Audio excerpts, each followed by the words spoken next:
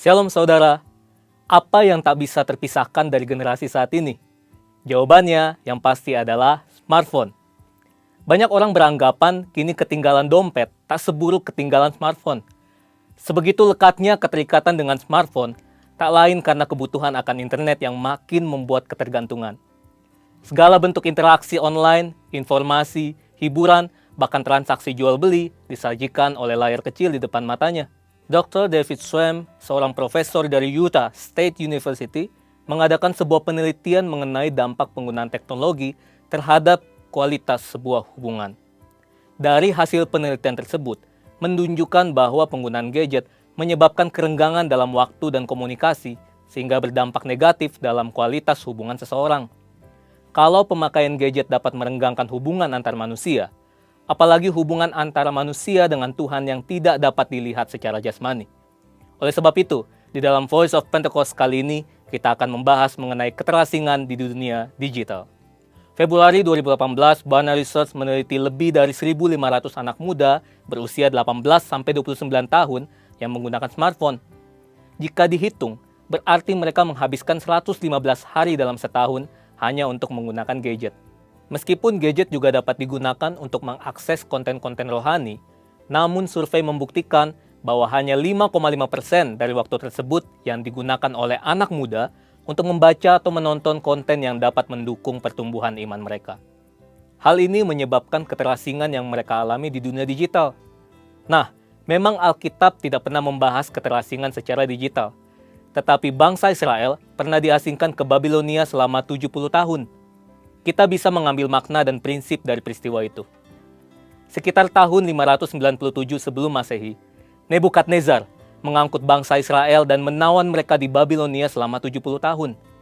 Mereka ditindas, dijadikan sebagai pekerja rodi, dan lebih parahnya lagi, mereka dipaksa untuk beradaptasi dengan adat istiadat orang Babilonia. Artinya, mereka harus meninggalkan kebiasaan dan kultur yang sudah diwariskan dari nenek moyang mereka. Dalam masa pembuangan Babilonia, orang Israel harus hidup di negeri yang Allah dan kulturnya asing bagi mereka. Jika dibandingkan dengan peristiwa Alkitab ini, dunia yang kita hidupi saat ini bagaikan sebuah Babilonia digital. Tanpa sadar, orang seakan mendewakan dan mengabdikan hidup mereka untuk mengikuti ilah lain.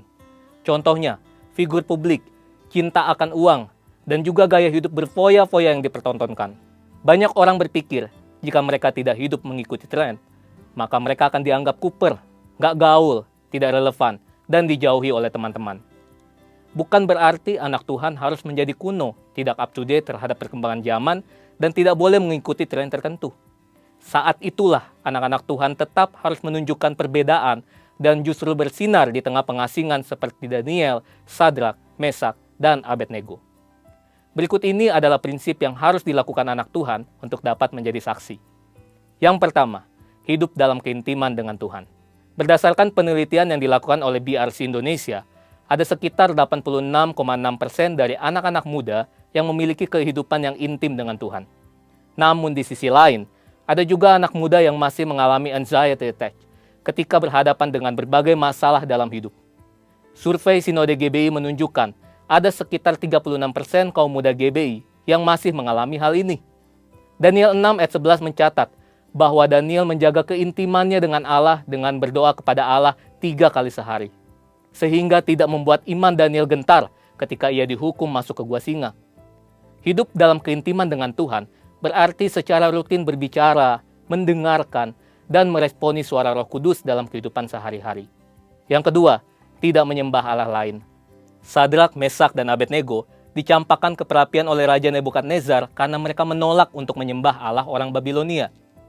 Mungkin saat ini kita tidak disuruh menyembah patung, tetapi hal ini bicara tentang sesuatu yang kita puja, kita utamakan, dahulukan, lebih kita sayangi, dan mungkin membuat kita mengutamakan hal ini dibandingkan kepada Tuhan.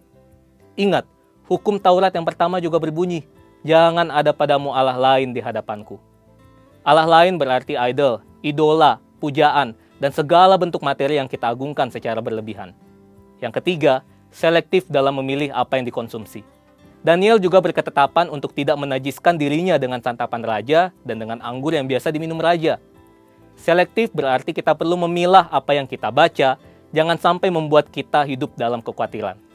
Apa yang kita dengar haruslah dapat menyemangati kita dan jangan sampai mematahkan pengharapan kita. Intinya, apa yang kita lakukan dengan tubuh kita dapat berbicara tentang siapa Allah yang kita sembah. Saudara, bukankah ini yang menjadi tugas kita yang hidup di era Pentakosta ketiga ini, yaitu untuk tetap menuntaskan amanat agung di era digital ini. Perkembangan zaman tidak dapat lagi kita hindari.